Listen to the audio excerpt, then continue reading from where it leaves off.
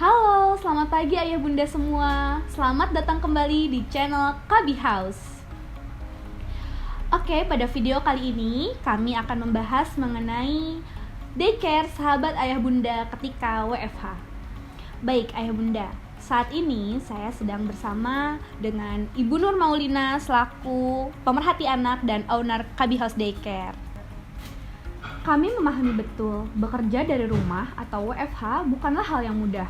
Apalagi ditambah harus sambil mengurus anak, membantunya belajar dan bermain. Lalu Bu Nur, menanggapi hal yang sedang terjadi saat ini, kira-kira bagaimana menurut Ibu selaku pemerhati anak? Selamat pagi sebelumnya. Menurut saya kalau orang tua yang sedang menjalani WFH, kalau seandainya bisa fokus dalam menjalankan tugasnya, bekerja di rumah, itu sambil mengurus anak, tapi tetap fokus, itu nggak jadi masalah. Cuman permasalahannya kalau tidak fokus yang akhirnya si anak mungkin sedikit terbengkalai atau mengganggu saat bekerja, atau yang akan malah membuat pekerjaan jadi berantakan seperti itu, atau anak menangis lagi saat kita meeting seperti itu ya. Jadi adalah kendalanya orang tua yang saat WFH lalu menjaga anak juga di rumah. Betul, memang bukan hal yang mudah ya Bu ya, banyak sekali tantangan-tantangan dan perlu jalan keluar sepertinya Bu ya dari masalah ini.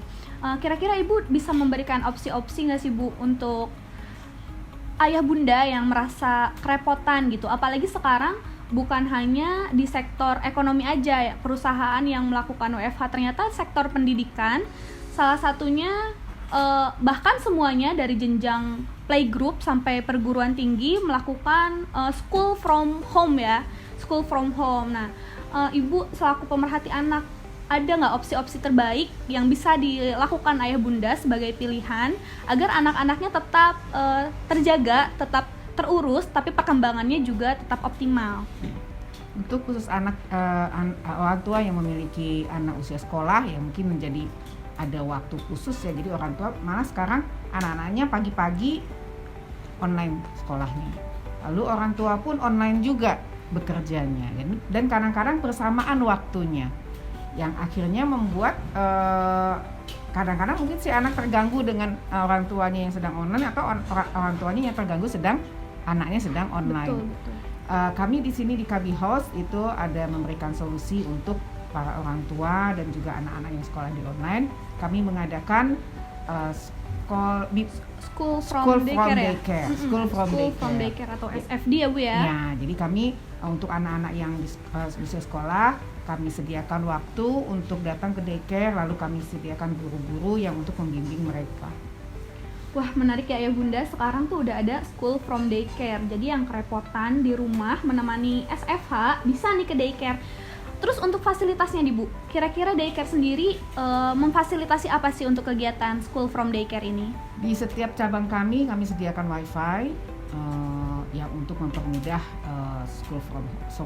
school from daycare-nya, dan juga guru-guru yang bisa membimbing anak-anak di sana. Wah, dan juga diawasi ya tentunya. Jadi memang ada guru pembimbingnya, sudah terfasilitasi wifi juga. Sudah terfasilitasi wifi. Terus untuk biayanya ada biaya tambahan nggak sih Bu? Kan itu nambah tuh ibaratnya ya pemakaian wifi, dan mungkin gurunya juga harus ekstra mengawasi dan membimbing ya. Ada biaya tambahannya nggak sih Bu untuk school from daycare ini? Untuk school from daycare tidak ada biaya tambahan, itu sudah termasuk dalam fee daycare yang sudah ada, sudah tercantum di sana. Karena daycare kami pun bukan hanya sekedar penitipan, tapi juga ada pendidikan membimbing anak-anak dari usia dini sampai usia sekolah. Wow, benar-benar worth it ya bunda. Ini juga salah satu nilai lebih Kabi House ya Bu ya. Selain untuk menitipkan, tapi juga diberikan pendidikan dan juga difasilitasi dalam melakukan school from daycare. Lalu ini kan untuk yang sudah sekolah ya Bu ya. Nah, untuk yang belum sekolahnya nih Bu, Kabi House menerima dari usia berapa bulan Bu? Kami menerima dari usia 2 bulan yang biasanya orang tua ambil cuti setelah cuti hamil, cuti melahirkan ya. Lalu setelah 2 bulan atau 3 bulan mereka kembali bekerja. Jadi kita start dari 2 bulan atau 3 bulan. Jadi usianya dari 2 atau 3 bulan sampai usia sekolah begitu ya. Nah, di saat pandemi ini ya Bu ya, kan rentan ya anak-anak bayi atau anak-anak yang masih balita dititipkan. Bentuk antisipasi yang dilakukan daycare, KB House Daycare terutamanya apa saja Bu yang sudah disiapkan?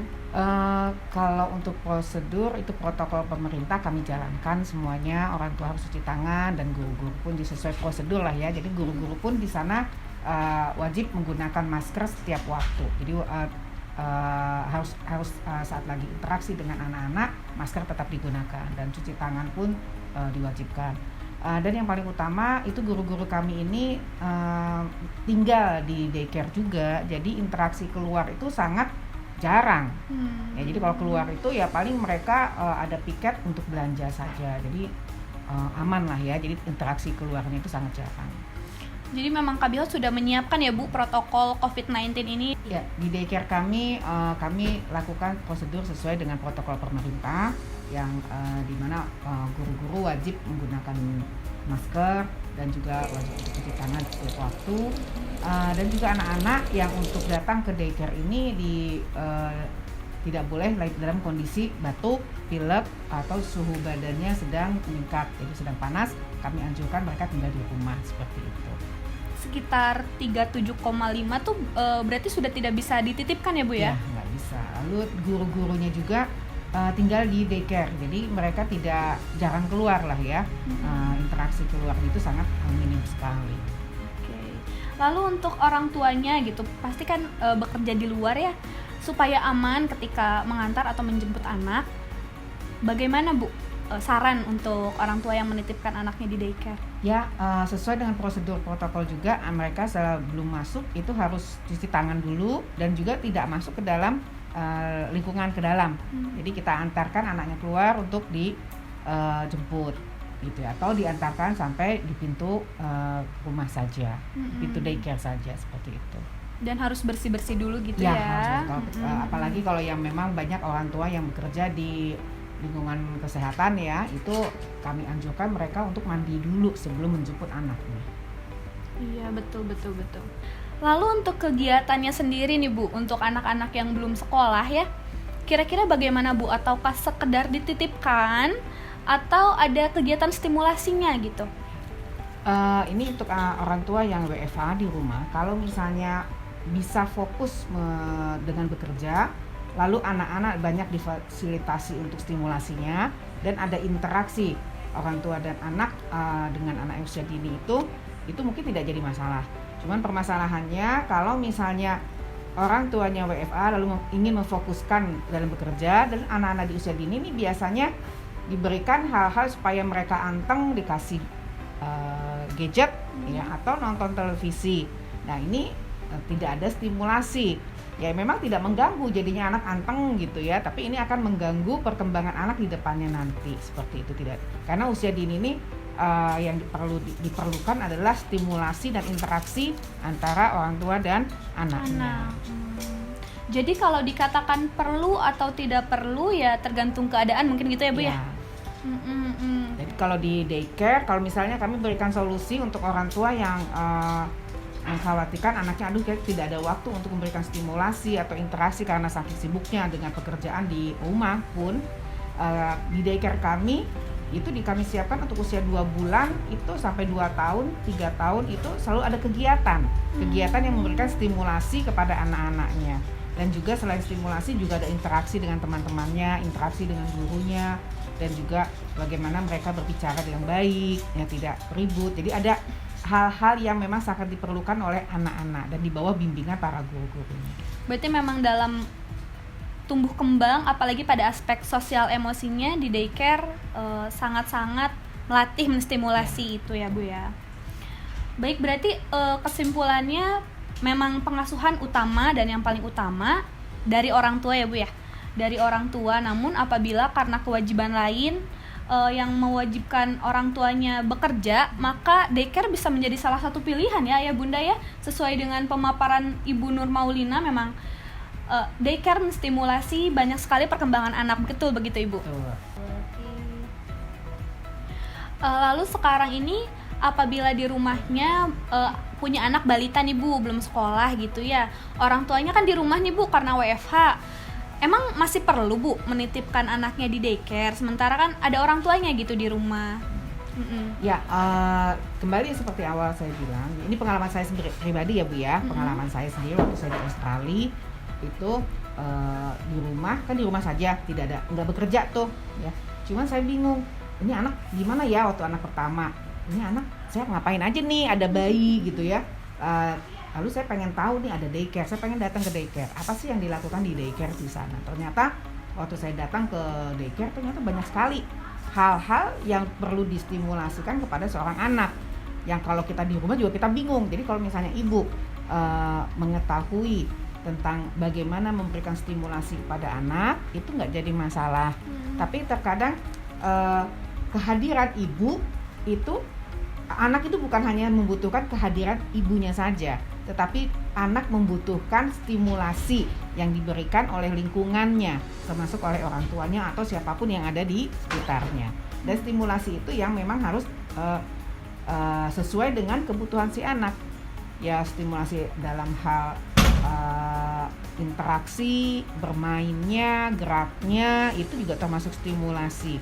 Dan jadi kehadiran orang tua di rumah, oke, ada anak, tapi kebutuhan anak dipenuhi atau tidak, gitu. Jadi bukan sekedar si anak ada ibunya dan ibu ada anaknya, tapi kebutuhan anak sebenarnya tidak dipenuhi, apalagi khususnya kebutuhan stimulasi itu dan interaksi yang akan berpengaruh kehidupan di depannya nanti. Memang kalau misalkan orang tua sibuk ya salah satunya memberikan gadget mungkin gitu ya Bu. Tapi untuk saat ini Bu, kan banyak fasilitas-fasilitas yang sudah disediakan melalui media ya. Misalkan di serial Netflix bisa dikatakan banyak sekali acara-acara tontonan yang mendukung perkembangan kognitif anak gitu. Apalagi di handphone, di YouTube gitu kan banyak ya Bu ya yang menyajikan tayangan-tayangan edukatif untuk anak gitu. Menurut Ibu bagaimana gitu ketika anak-anak diberikan tontonan media televisi atau gadget ketika orang tuanya repot gitu? Menurut Ibu bagaimana? Ya, kalau kita lihat anak-anak itu melihat gadget, senang melihat sesuatu yang bergerak. Cuman permasalahannya dengan warnanya juga. Cuman permasalahannya setiap anak itu diberi gadget atau fasilitas media, seharusnya ada yang mendampinginya. Jadi misalnya dia nonton sesuatu yang bergerak, ada kegiatan anak-anak, dia seharusnya si anak ikut bergerak juga seharusnya, supaya kognitifnya juga stimulasi kognitifnya berjalan. Misalnya dia melihat nyanyian anak-anak, tapi dia cuma lihat gitu aja, tidak ada terstimulasi dengan apa yang dia lihat. Ini yang menjadi bahaya. Motoriknya kurang ya Bu ya? Kurang. Jadi mereka tuh hanya melihat, oh itu ada sesuatu yang bergerak, warnanya bagus, tapi dia cuma melihat saja, cuma stimulasi mata. Yang kalau itu diberikan secara lama, terus menerus, ya akan ada kerusakan di otaknya nanti. Ada kerusakan di matanya nanti. Dan juga kan harus ada batasan waktunya. Dan juga kita harus memberikan penjelasan, apa sih yang dia tonton itu, apa maksudnya. Kalau misalnya bayi, itu kan sebenarnya cuma stimulasi sebentar saja, tidak lebih dari 10 menit, 15 menit lah seharusnya. Tetapi orang tua biasanya malah anteng gitu ya, sampai anaknya tertidur gitu ya, nanti bangun nangis, dikasih gadget lagi, diem. Nah ini udah bahaya. Berarti kalau dia anak itu anteng, ya berikan aja gadget. Tapi anteng kan lama banget, jadi si anak akhirnya tidak terstimulasi dengan baik, tidak optimum. Yang nanti mungkin kita akan paparkan, ada pohon stimulasi ya, pohon perkembangan. Itu yang 5 di bawah itu adalah stimulasi dasar yang wajib diberikan oleh orang tua atau pembimbing untuk kepada anaknya. Yang dibutuhkan oleh anaknya adalah 5 stimulasi itu. Iya betul. Karena kecerdasan tidak melulu hanya kognitif, mungkin begitu ya Bu ya. Oh iya Bu, kemarin ceritanya ada customer KB House Daycare yang curhat di Instagram, katanya karena WFH ini kadang-kadang anak terabaikan dan kadang-kadang tuh emosi gitu karena anaknya tuh ngajak main terus sementara banyak deadline yang harus dikerjakan. Jadi bukan hanya pengaruh ke anaknya aja ya Bu ya, tapi emosional orang tua juga terdampak lah gitu ya Bu ya. Kira-kira bagaimana Bu itu untuk mengatasinya? Ya, ini mungkin karena dari orang tua yang dari awal punya anak pertama sudah bekerja, lalu tiba-tiba sekarang WFH, lalu ternyata udah ngurus anak begini ya. Nah, yang biasanya mungkin di rumah ada pembantu, nenek, atau sebelumnya dimasukkan ke daycare, karena dari sejak WFH ini pun orang tua yang bekerja di rumah memikirkan kayaknya nggak perlu ke daycare deh, kan saya di rumah gitu ya. Saya di rumah, jadi off dulu daycare-nya. Tapi ternyata setelah beberapa waktu, ya cukup lumayan lama, ini sudah lebih dari 5 bulan ya, hampir 5 bulan kita WFH itu, orang tua yang baru berapa bulan saja, aduh kok kayaknya kerepotan ya, saya kok emosi, sampai ada yang WA ke saya pun juga, ibu saya pengen tahu bagaimana para guru itu bisa menahan emosinya, saya baru punya anak 2 saja, WFH itu udah nggak sabar gitu ya. Nah ini memang dalam mengurus anak itu perlu kesabaran, perlu ilmu yang jelas pasti gitu ya. Ada sesuatu yang trik yang memang harus kita ketahui apa sih maunya anak. Itu pada intinya kita bisa memahami kebutuhan anak. Jadi kalau kita tahu apa kebutuhan anak, itu akan menjadi lebih mudah. Jadi karena si anak ingin perhatian, orang tua sibuk ya, jadi akhirnya rewel. Orang tua yang harus mengerjakan pekerjaannya, dan juga ada anak di rumah ya akhirnya stres, itu yang terjadi. Jadi sebenarnya kalau sementara di daycare itu ya kita bukan hanya sekedar, diulangi lagi, bukan sekedar menitipkan saja, tapi kita memberikan fasilitas yang dibutuhkan oleh anak di setiap usianya, yaitu stimulasi. Kebutuhan mereka bermain sesuai dengan umurnya kami sediakan di situ. Kebutuhan interaksi sosial dengan orang dewasa atau dengan seumurnya atau dengan teman-teman yang di atas umurnya, itu kami sediakan di situ. Mereka perlu kehidupan sosial yang sesuai dengan umurnya. Jadi mereka ya kalau saya lihat ya happy di daycare. Lalu mungkin mereka orang tua merasakan gini, saya kan nggak kerja, mumpung saya nggak kerja, saya kerja di rumah, anak saya di rumah. Ya saya kembali katakan tadi, bisa nggak menstimulasikannya, bisa nggak memfokuskan bekerja sambil mengurus anaknya. Nah, di daycare kami ini bukan sekedar penitipan. Di awal pun kami adalah memberikan pembimbingan kepada anak, menstimulasi anak untuk supaya mereka ke depannya bisa lebih mandiri, bisa hidup dengan lebih baik.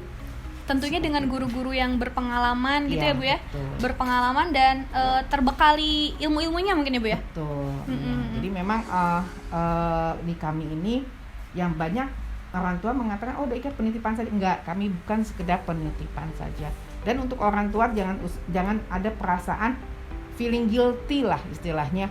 Saya di rumah kok anak dititipkan di daycare. Kalau merasa saya tidak mampu, saya terus terang waktu saya di Australia, di anak saya pertama dan kedua, saya merasa saya nggak tahu, bukan saya tidak mampu mengurus anak saya tidak tahu apa yang harus saya lakukan untuk anak saya, apa kebutuhan anak saya. Itu yang saya akhirnya datang ke daycare, lalu saya mempelajari, ternyata anak itu senang main, anak itu begini, dan di daycare itu memfasilitasi. Disitulah saya belajar waktu di Australia, ternyata anak itu ada punya kebutuhan yang harus dia penuhi. Jadi waktu itu saya pun tidak bekerja, tapi saya masukkan anak saya ke daycare bukan karena saya ingin senang-senang atau saya enggak, tetapi ada kebutuhan yang anak saya perlukan, saya tidak bisa kasih, yaitu berupa stimulasi-stimulasi. Baik Bu, ini informasi yang disampaikan tuh lengkap banget ya Bu ya. Nah sekarang karena saya juga insya Allah mau jadi seorang ibu gitu ya, untuk menghadapi perasaan feeling guilty itu gimana Bu cara mengantisipasinya gitu Bu? Tips and triknya. Ya banyak sih orang tua yang merasakan, aduh saya bekerja, anak saya dititipkan ke daycare, dan ada rasa feeling guilty di hatinya ya. Jadi malah kadang-kadang feeling guilty-nya itu ungkapkan dengan di rumah memanjakan anak, tapi anaknya tetap rewel gitu ya. Sebenarnya gampang, kembali ke niat kita. Saat niat kita itu bekerja adalah untuk mengaktualisasikan diri kita, lalu tidak menginginkan anak terabaikan dengan melepaskan stimulasinya. Ada wadah yang namanya daycare yang memberikan stimulasi kepada anak-anak, dan di situ adalah bukan sekedar tempat nitipin, tapi memberikan stimulasi, memberikan yang saya tidak bisa lakukan. Pun kalau saya tidak bekerja, mungkin saya tidak bisa juga memberikan stimulasi itu kepada anak saya, karena saya tidak tahu bagaimana caranya, apa kebutuhan anak saya gitu. Dan juga saat lagi untuk menghilangkan rasa feeling guilty itu kita ada komunikasi dengan guru-guru. Bonding antara Ada orang bonding tua orang dan tua guru dengan juga guru itu sangat ya. perlu gitu ya. Jadi supaya kita tahu apa sih yang dilakukan anak kita. Jadi kita kan memberikan fasilitas WA group yang memberikan foto anak-anak, kegiatan anak-anak ya, atau juga konsultasi dengan guru-gurunya, apa yang diberikan, apa yang dilakukan oleh anak itu sangat perlu. Jadi saat misalnya, Ibu hari ini anakku lagi ngapain, tadi ngapain aja, itu komunikasi itu sangat perlu. Jadi supaya dia tahu, oh anakku tadi jatuh, atau anakku tadi isengin temennya, anakku tadi makannya habis, anakku tadi makannya tidak habis, atau dia berinteraksi dengan teman, itu informasi itu sangat diperlukan, apalagi yang belum bisa berbicara. Jadi saat orang tua ada komunikasi dengan gurunya melalui WA bisa, karena WA ini kita tidak bisa komunikasi secara langsung. Nanti setelah pulang jemput anak, informasikan kepada anak, oh kamu tadi makannya habis ya, oh kamu tadi bermain sama si Anu ya, tadi kamu main ini ya. Itu membuat si anak merasa surprise, loh ibuku tidak ada di sini tapi dia tahu ya apa yang aku lakukan, apa kegiatan yang aku lakukan di daycare. Oh ternyata ibuku ada, ibuku memperhatikan aku gitu. Itu otomatis itu. Jadi si anak itu nanti pulang, ya, apalagi yang belum bisa berbicara. Biasanya banyak sih yang konsultasi ke saya, ibu anak saya kok setiap pulang dari daycare menangis gitu ya, rewel gitu, dan besok paginya tuh dia nggak mau berangkat lagi ke daycare. Sebenarnya dia ingin mengungkapkan perasaan dia di daycare itu, dia tuh gini-gini loh Bu. Ya biasa kan kalau anak-anak ingin selalu mengungkapkan ya, aku tadi gini Bu, aku tadi. Nah sementara dia belum bisa berbicara, dia belum bisa mengkomunikasikannya kepada orang tuanya. Akhirnya ungkapannya menjadi sebuah tangisan. Tangisan itu sebenarnya bukan tangisan rewel sih, sebenarnya tangisan ingin diperhatikan. Jadi kalau misalnya ibunya tahu informasi dari orang tuanya, dia akan ngomongkan ibunya, tadi adik gini ya, tadi adik gitu ya. Walaupun dia cuma senyum-senyum atau dia hanya memperlihatkan mimik muka kepada ibunya, yang ibunya kok tahu semua apa yang dia lakukan di daycare. Dan itu adalah satu kebahagiaan bagi si anak, dan itu bonding yang amat lekat. Dan di situ perhatian kepada anak walaupun kita bekerja tetap tumbuh jadinya. Ada perikatan orang tua ya, keikatan orang tua bonding orang tua tetap berjalan. Oh betul. Jadi memang selain bonding ibu guru dan anaknya gitu, bonding orang tua dan ibu gurunya justru ya Bu ya yang perlu dibentuk. Iya betul, itu perlu terlebih dibentuk dahulu. Itu melalui komunikasi dan saling percaya gitu ya Bu. Itu akan membuat pertumbuhan anak menjadi lebih baik. Betul. Dari hal emosi si anak, merasa percaya diri si anak, karena oh ternyata orang tuaku ada komunikasi dengan orang-orang asing yang ada di daycare ini, dan mereka ternyata saling berhubungan. Lalu akhirnya dia happy. Kalau sudah happy kan otomatis si anak merasa aman mungkin gitu ya Bu ya. Merasa aman, nyaman, ya otomatis sehat dong ke depan. Iya betul. Karena percaya dengan lingkungan mungkin seperti itu ya Bu ya.